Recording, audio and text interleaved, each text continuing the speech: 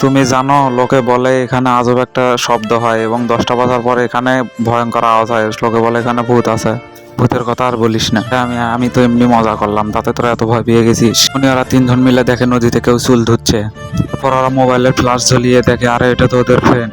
আরে ও তো হোস্টেলে ছিল, ও এখানে কি করে এলো? তখনই ওরা ভয় পেয়ে পালিয়ে যায়। লিজা, তুমি তো নদীতে চুল ধুচ্ছিলে, তুমি এখানে কি করে আসলে? বলেছে আমি নদীতে। লিজাকে দেখে খুশি বেহুঁশ হয়ে পড়ে যায়। ও আমাকে দেখে বেহুঁশ কেন হলো?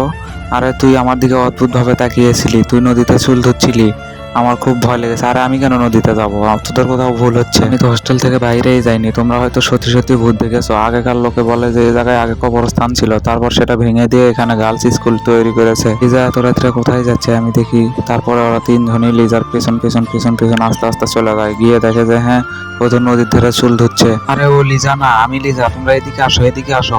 এরা তো কনফিউজ হয়ে যায়। তারপর দুই লিজা যখন ওদের পেছনে দৌড়ে যায়, তারপর ওরা ভয় পেয়ে দৌড়ে পালিয়ে যায়। বন্ধুরা, চ্যানেলটি সাবস্ক্রাইব করুন।